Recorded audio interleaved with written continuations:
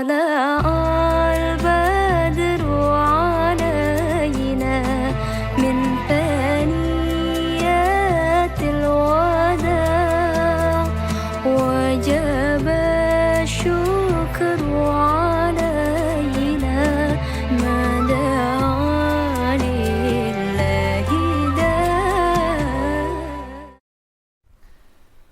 Assalamualaikum warahmatullahi wabarakatuh. Bismillahirrahmanirrahim. Alhamdulillahirabbil alamin wa bihi nasta'inu ala umurid dunya waddin. Wassalatu wassalamu ala asyrafil anbiya'i wal mursalin sayyidina wa habibina wa syafi'ina wa zuhrina wa maulana Muhammadin wa ala alihi wa sahbihi ajma'in, amma ba'du. Sahabat-sahabatku yang dirahmati oleh Allah Subhanahu wa taala, puji syukur pada hari ini kita masih diberikan kesehatan oleh Allah Subhanahu wa taala, juga banyaknya nikmat yang kita terima dari Allah Subhanahu wa taala, di antaranya nikmat iman dan Islam. Shalawat beserta salam juga semoga selalu terlimpah curahkan kehadirat baginda Nabi besar Muhammad sallallahu alaihi wasallam yang telah membawa umatnya dari zaman kegelapan menuju zaman terang benderang. Pada kesempatan kali ini, khususnya kalian yang masih duduk di kelas 7 SMP atau 7 Sanawiyah, kita akan lanjutkan materi kita mengenai hijrah Rasulullah ke Madinah sebagai suatu kisah yang sangat membanggakan. Hijrah berarti adalah pindahnya Nabi Muhammad dari kota Mekah ke Madinah. Hijrah sendiri memiliki arti yaitu pindah. Maka setiap sesuatu yang memiliki makna pindah itu adalah hijrah. Hijrahnya Nabi ke Mekah ke Madinah, dari Mekah ke Madinah berarti perpindahan Nabi dari Mekah ke Madinah. Nah, kita memaknai hijrah saat ini adalah pindahnya diri kita dari ketidaktahuan menjadi tahu. Pindahnya diri kita dari perilaku yang tidak baik menjadi baik. Pindahnya diri kita dari kesulitan menuju kepada kemudahan. Nah, hijrah Rasulullah SAW sendiri ke Madinah itu dilatar belakangi oleh beberapa faktor. Di antaranya adalah karena di Mekah itu serangan gangguan dari kaum kafir Quraisy terhadap penyebaran agama Islam sudah sangat membahayakan bagi Nabi dan para pengikut-pengikutnya. Orang-orang yang mengikuti ajaran Nabi di Mekah saat itu tidak lagi boleh berdagang, tidak boleh bermuamalah, tidak boleh menikah dengan orang-orang yang ada di Mekah saat itu, karena saking membencinya kaum kafir Quraisy terhadap penyebaran ajaran Islam di Mekah. 13 tahun Nabi berdakwah di Mekah, tapi terus-menerus mendapatkan gangguan. Akhirnya pada sekitar tahun 622 Masehi atau bertepatan dengan tanggal 26 Safar, maka Nabi menyuruh teman-temannya, sahabat-sahabatnya terlebih dahulu untuk hijrah ke Madinah. Yang kedua, Nabi hijrah ke Madinah dikarenakan sudah tidak ada lagi yang membela di Mekah. Setelah wafatnya istri tercinta yaitu Siti Khadijah dan juga pamannya yang sangat membela yaitu Sayyidina Abi Thalib. Ketika Abi Thalib masih hidup, beliau adalah orang yang sangat membela perjuangan Nabi. Tapi ketika Abi Thalib wafat, kaum kafir Quraisy merasa tenang, merasa ada keluasan untuk menggagalkan perjuangan Nabi Muhammad. Dan di satu sisi Nabi Muhammad sudah tidak lagi punya pelindung di Mekah karena wafatnya dua orang yang sangat penting dalam perjuangan Nabi, yaitu Siti Khadijah dan Abi Thalib. Itu faktor yang kedua.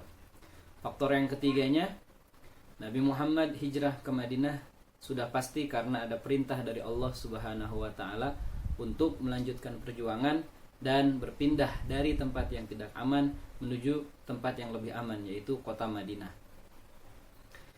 Yang keempat, kenapa Madinah yang harus dipilih Nabi untuk berhijrah? Karena pada awal-awal bulan Safar di tahun tersebut ada kurang lebih sekitar 13 orang pemuda dari Madinah yang tinggal di Mekah, lalu mereka menyatakan keislaman mereka kepada Rasul. Maka ketika di Mekah sudah nggak aman, 13 orang ini menawarkan keamanan bagi Rasul dan perjuangannya di Madinah. Jadi seolah-olah mereka membujuk Rasul, ya udah Rasul kita pindah aja ke Madinah. Nanti insya Allah di Madinah banyak saudara-saudara saya yang akan membela untuk perjuangan Rasul. Maka Rasul tadi memerintahkan sahabat-sahabatnya ke Madinah berangkat duluan. Kok Nabi belum berangkat? Nabi berangkat sekitar 4 hari setelah itu, karena menunggu perintah dari Allah. Nabi tersisa Nabi Muhammad, Abu Bakar As-Siddiq, dan Ali bin Abi Thalib yang belum berangkat hijrah. Sedangkan sahabat-sahabat Nabi yang lain sudah berangkat sembunyi-sembunyi ke Madinah agar tidak diganggu oleh kafir Quraisy. Pada awalnya kota Madinah sebelum Nabi datang adalah bernama Yathrib. Jarak dari Mekah ke Yathrib sekitar 320 km dan ditempuh dengan menggunakan onta, bahkan berjalan kaki. 320 km perjuangan Nabi untuk menyebarkan ajaran Islam. Tidak ada motor, nggak ada mobil, bahkan pesawat seperti sekarang.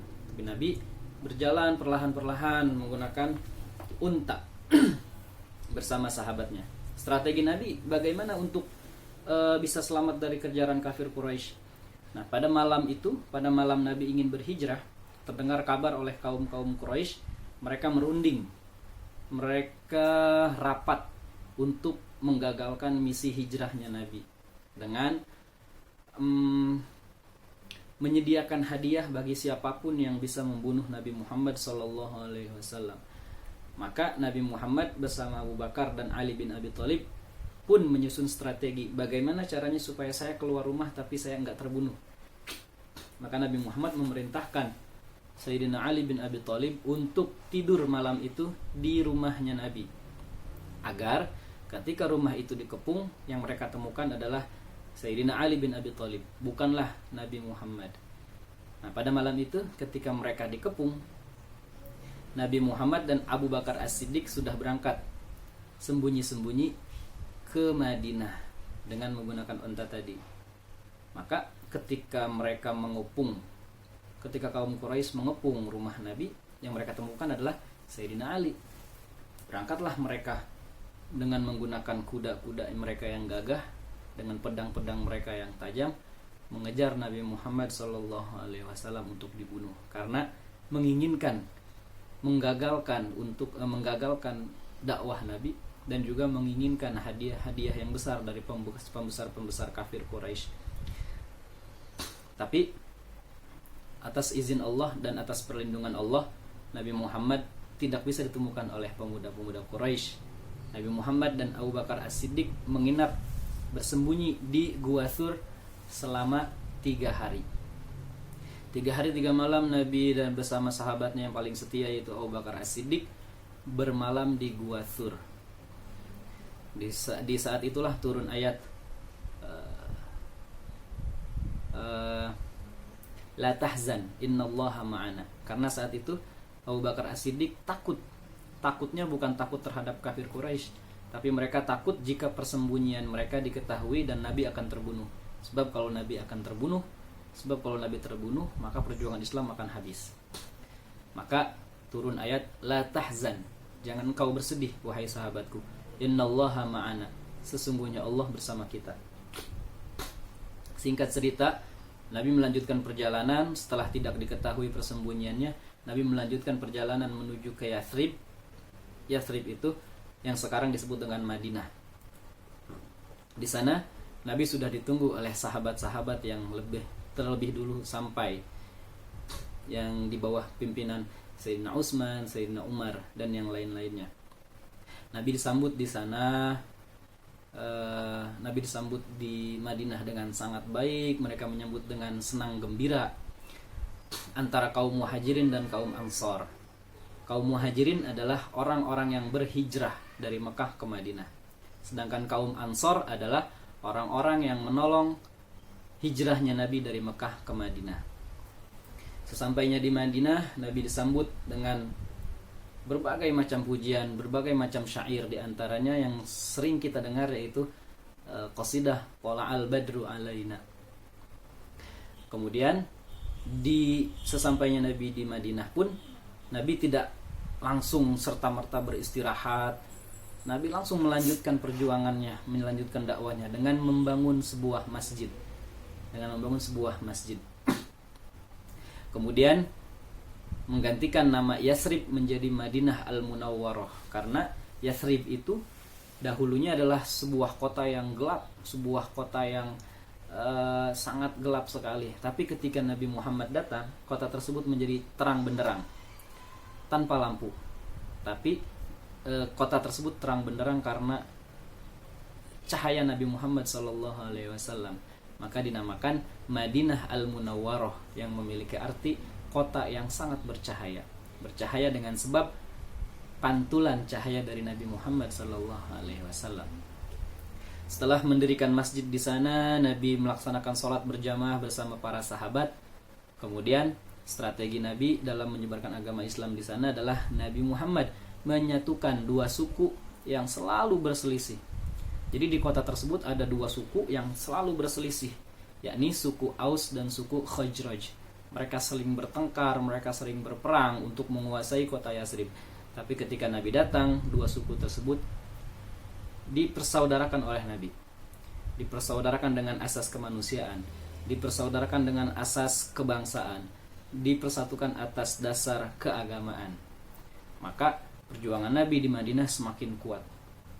Tidak ada yang berani, orang-orang Quraisy, kafir Quraisy dari Mekah itu nggak berani menyerang ke Madinah, karena mereka tahu di Madinah itu pasukannya lebih kuat gitu. Setelah Nabi sampai di Madinah, Nabi hidup rukun, damai, dan Nabi mengatur segala apapun yang bisa memperbaiki kota Madinah saat itu. Nabi menjadi kepala negara yang sangat adil dan bijaksana. Nabi menjadi pakar ekonomi yang sangat hebat untuk kota Madinah. Nabi menjadi pakar hukum yang sangat adil untuk kota Madinah. Itulah sedikit sejarah perjuangan Nabi Muhammad SAW. Nah, bagi kita yang hidup di zaman sekarang, kita nggak lagi hijrah untuk memperjuangkan agama Islam, tapi bagaimana kita hijrah dari kemalasan kita beribadah kepada rajinnya kita beribadah. Berhijrah dari yang malas menjadi rajin belajar, berhijrah dari yang bodoh atau tidak tahu menjadi pintar, menjadi cerdas. Itulah hikmah hijrah yang kita bisa petik untuk kehidupan kita saat ini. Mudah-mudahan ada manfaatnya. Jangan lupa untuk merangkum atau menyalin apa-apa yang telah saya sampaikan mengenai materi yang singkat ini. Mudah-mudahan bermanfaat. Billahi taufiq wal hidayah. Wassalamualaikum warahmatullahi wabarakatuh.